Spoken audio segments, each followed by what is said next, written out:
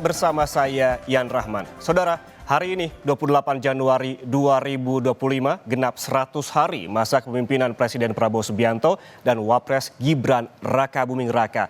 Lalu apa kabar kinerja dari Bursa Efek Indonesia? Meski masih terbilang seumur jagung, 100 hari ini kerap menjadi angka yang dijadikan acuan penilaian kepemimpinan di Indonesia, termasuk kebijakan-kebijakan ekonomi yang berpengaruh terhadap volatilitas IHSG. Namun dalam 100 hari kepemimpinan Prabowo Gibran, nyatanya market malah terus turun. Kita lihat data, saudara. Nah, melihat data 100 hari pergerakan IHSG, memang dari angka pertama yang kami rangkum di tanggal 21 Oktober 2024 hingga 24 Januari 2025 terjadi penurunan yang konsisten. Dari awal, saudara, di sini ada 7.772 di satu hari setelah pelantikan Presiden Prabowo dan juga Wapres Gibran Rakabuming Raka. Memang ada sedikit naik turun begitu hingga hari ini tercatat di penutupan market di tanggal 24 Januari 2025. Ada penurunan menjadi 7.166. Dan saudara, Prabowo Gibran dilantik pada hari Minggu 20 Oktober 2024. Dan market saat itu sedang tutup. Kita mulai pada tanggal 21 Oktober 2024. Kala itu IHSG berada di level 7.772. Dan terus konsisten turun dan hingga penutupan bursa Jumat pekan lalu menyentuh angka 7.166 atau ambles sebesar 7,8%. Bahkan ini, saudara, tercatat 3 kali rontok di bawah angka psikologis hingga kami rangkum ini di bawah angka 7.000. Ada di tanggal 19 Desember 2024, IHSG ambruk di angka 6.977. Dan sehari kemudian, saudara, di tanggal 20 Desember 2024, di mana bursa tak mampu menahan pesimisme pasar sehingga angka masih di level 6.983. Sempat naik turun tipis, namun market kembali merespons negatif pada 14 Januari 2025, ini di angka 6.956. Lalu bagaimana kinerja emiten-emiten milik pemerintah yang melantai di bursa selama 100 hari masa pemerintahan Prabowo Gibran? Kita ke data selanjutnya. Nah, ini dia di 100 hari kinerja saham BUMN Top Market Cap, di mana kita ambil 4 emiten plat merah dengan kapitalisasi terbesar di bursa saham. Setali 3 uang dengan ambrolnya IHSG, pada 100 hari kepemimpinan Prabowo Gibran, saham-saham ini juga kompak terjun bebas. Kita lihat bersama. Ini yang pertama ada BBRI atau Bank BRI, ini turun sebesar 16,03%. Kemudian ada BMRI atau Bank Mandiri sebesar turunnya 14,93%. Kemudian ada TLKM atau Telkom turun sebesar 13,22%. Dan yang terbesar penurunannya, saudara, ini ada di BBNI alias Bank BNI turun 18,04% di 100 hari kinerja saham BUMN Top Market Cap. Dan saudara, BBRI yang pada Oktober 2024 masih bertengger di posisi 4 Top Market Cap dengan kapitalisasi kala itu sebesar 720,2 triliun rupiah, harus terlempar ke posisi 6 Top Market Cap pada Desember 2024. Digeser oleh 2 emiten yang bergerak di sektor industri pertambangan, yaitu BYAN dan juga AMMN. Padahal selama ini BBRI yang disebut-sebut sebagai saham sejuta umat ini jadi harapan besar retail karena selama tahun 2024 BRI lah bank yang memiliki keuntungan atau profit tertinggi di antara bank-bank besar lainnya. Dan kabar baiknya, kini BBRI kembali ke posisi 4 Top Market Cap dengan kapitalisasi sebesar 628,68 triliun rupiah.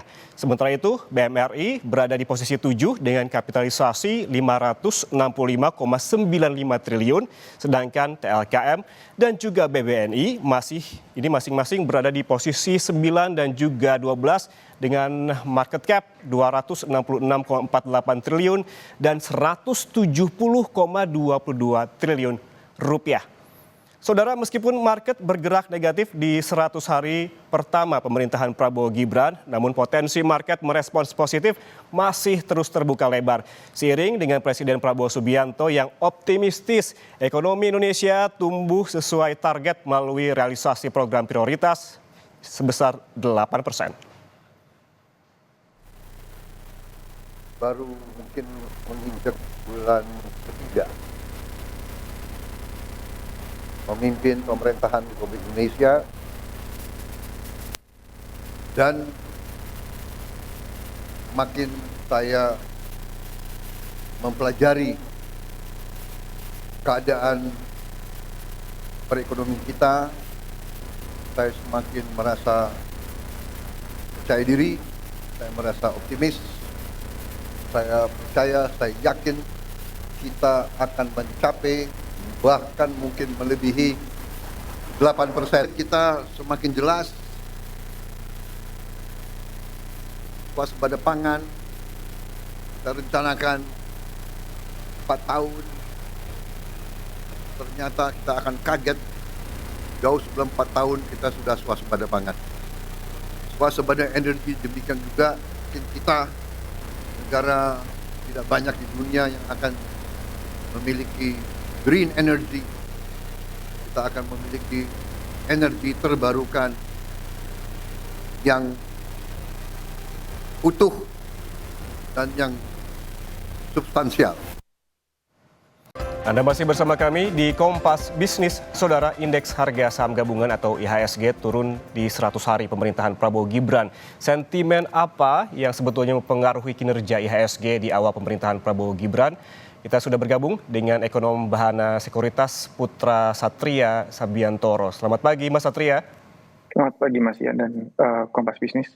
Mas Satria, ini pertanyaan paling penting begitu ya. Apa sebetulnya yang paling mempengaruhi kinerja IHSG di 100 hari pertama kepemimpinan Presiden Prabowo Subianto dan juga Wakil Presiden Gibran Rakabuming Raka? Kita ketahui IHSG di 1 hari pelantikan dari Prabowo Gibran, kemudian hingga saat ini terpantau turun sebesar 7,8%. Baik, yang digarisbawahi oleh Kompas itu sangat akurat ya, bahwa pasar saham kita memang salah satu menjadi yang paling buruk performanya tahun lalu. Indeks harga saham itu kira-kira tahun lalu sekitar minus 12%, sedangkan tahun 2024 lalu itu bursa saham di Amerika Serikat naik 25%, bursa saham di Cina dan Taiwan naik 17%, dan bahkan tetangga kita Singapura dan Malaysia itu naik sekitar 22% itu loh bursa sahamnya. Nah, kalau misalnya memang dilihat ya, dan aksi jual di pasar saham ini terutama deras karena akibat dari aksi jual dari investor asing, bukan dari yang domestik. Jadi investor asing itu yang mengalami penurunan itu merupakan saham-saham blue chip seperti Telkom, Bank Mandiri, Bank Rakyat Indonesia, Bank Negara, dan bahkan BCA gitu loh. Sepertinya memang ada seperti semacam keraguan di mata investor asing melihat bagaimana ini performa ekonomi Indonesia ke depan. Dan yang kedua adalah sepertinya dari sisi outlook atau garis besar dari pertumbuhan profit perusahaan-perusahaan tersebut tidak begitu memuaskan. Kita tahu perbankan-perbankan seperti Himbara biasanya itu pertumbuhan profitnya atau bottom line-nya bisa double digit di atas 10% gitu, atau mungkin 15 hingga 20%. Nah, tahun lalu dan juga tahun ini diekspektasikan itu pertumbuhan mungkin akan hanya di single digit gitu loh. Ini merupakan perlambatan ya ekonomi yang biasanya terasa dulu di sektor perbankan yang merupakan proksi yang paling awal gitu atau denyut dari perekonomian kita sendiri. Kalau kita lihat bahwa pemerintahan ini kan memang ditopang oleh BUMN yang memang juga melantai di bursa begitu, dan sebagian besar yang menjadi top market begitu di bursa. Kita katakan tadi sempat disinggung oleh Mas Satria, ini ada BBRI atau Bank BRI, ada juga BMRI atau Bank Mandiri, ada BBNI, dan juga ada TLKM atau Telkom. Ini keempat-empatnya di 100 hari ini kompak turun. Analisis Anda seperti apa?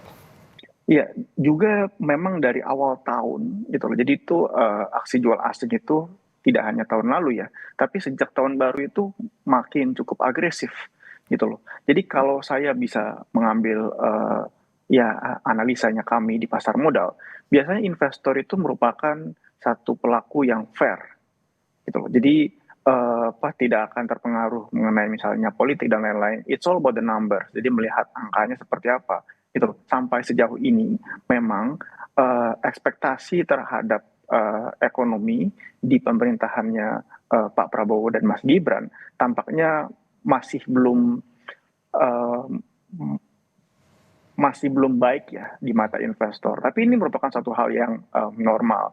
Saya berikan contoh ya, pada saat pemerintahannya Pak Jokowi 2014 dan 2015 awal, itu juga aksi jual asing juga deras gitu.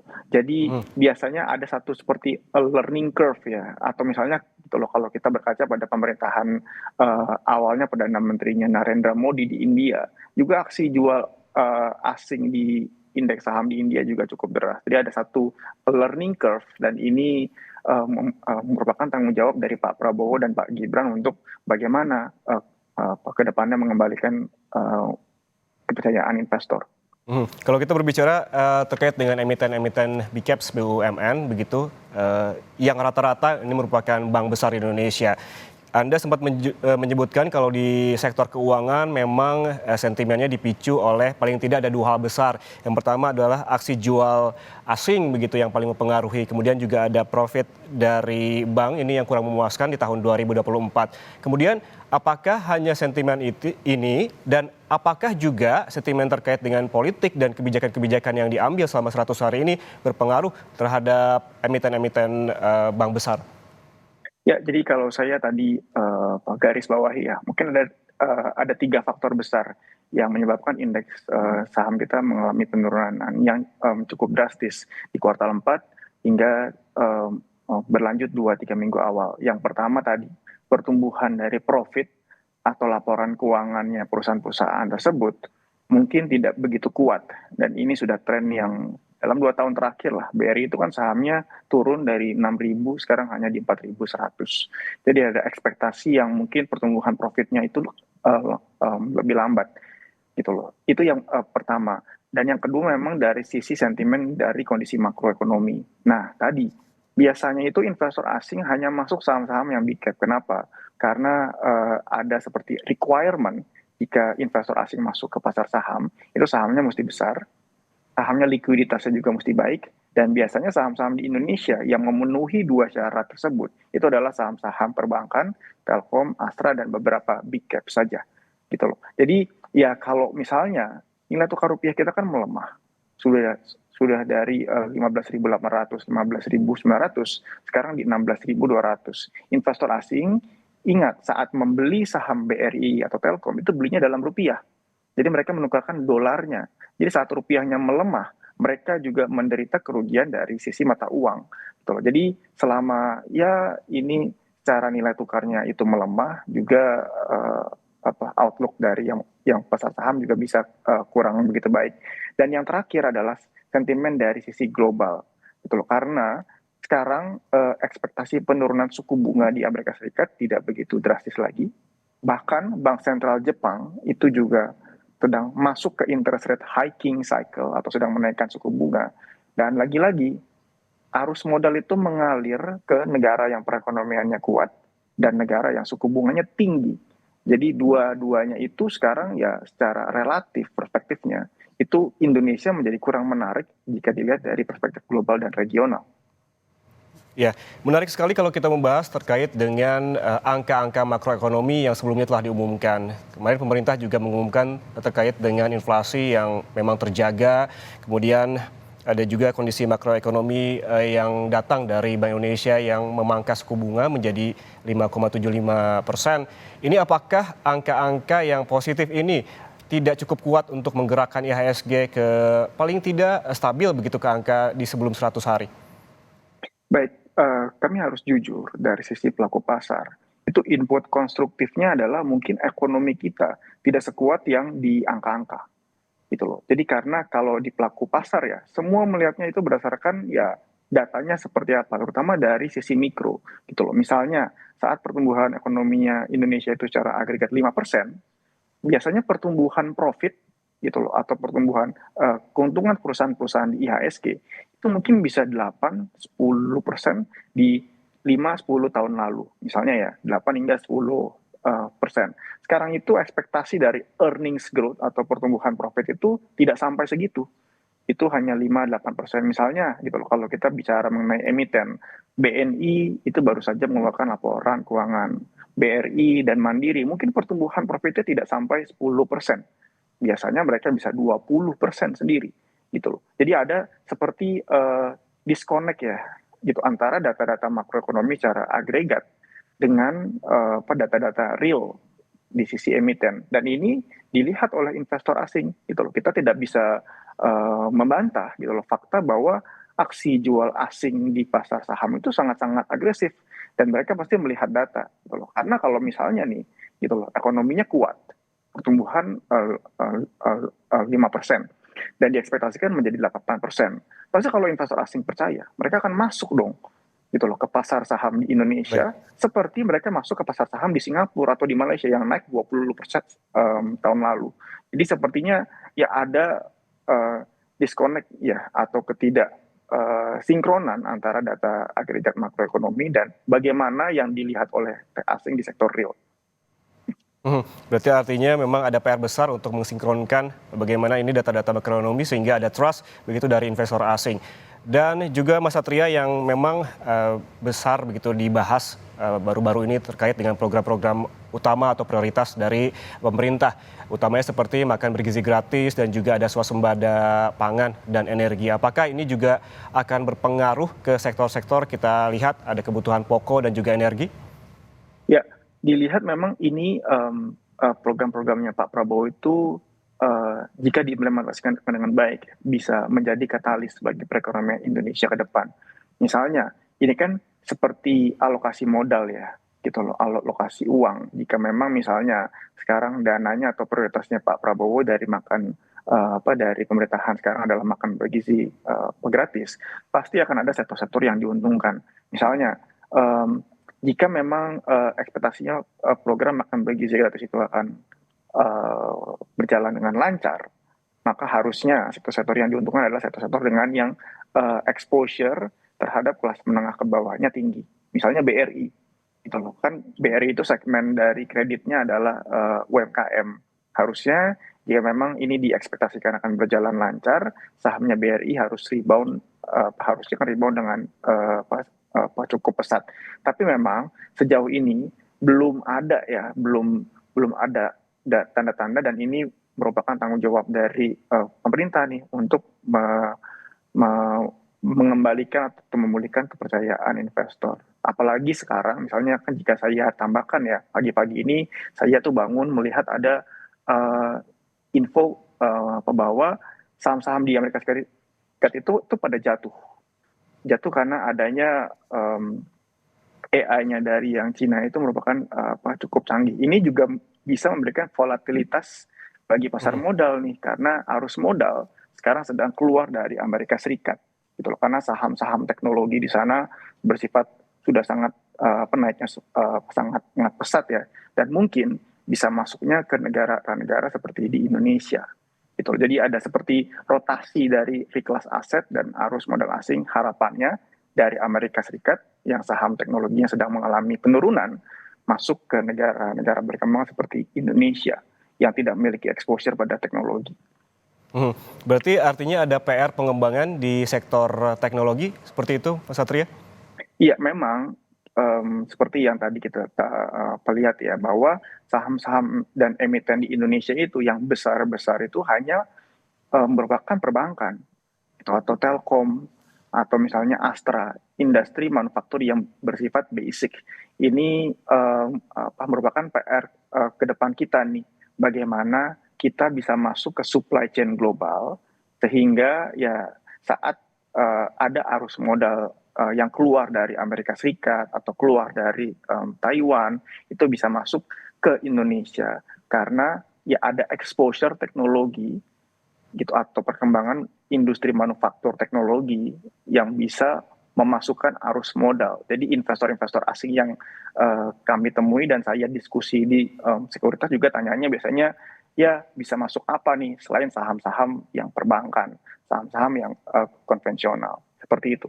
Ya, sebetulnya terkait dengan sektor teknologi ini, apa yang harus dibenahi di Indonesia sehingga memang market ataupun investor asing ini bisa mempercayakan dana ataupun uangnya di Indonesia. Kita lihat beberapa sentimen negatif juga terjadi di Indonesia. Kita ambil contoh kasus e-fishery kemarin, startup begitu, yang juga menjadi perbincangan bukan hanya di Indonesia, tapi juga investornya banyak di seluruh dunia. Ini apa sebetulnya yang harus dibenahi?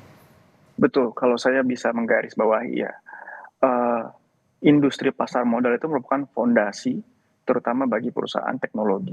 Jadi reformasinya itu sebenarnya harus dimulai di situ jika kita ingin menarik arus modal asing masuk. Misalnya, gitu loh, kita melihat ya emiten-emiten teknologi yang melantai di bursa, kita bisa lihat harga sahamnya, Bukalapak, Gojek, Tokopedia, gitu loh. Atau mungkin di sektor privat ada yang dari sisi e-fishery tadi yang sudah disebutkan. Gitu loh. Jadi ini berbeda dengan landscape dari government support atau dukungan pemerintah di Cina misalnya. DeepSeek itu yang membuat heboh dalam 2 hari terakhir, yang membuat sahamnya Nvidia di Amerika Serikat minus 20% dan membuat sell off yang terbesar sepanjang sejarah.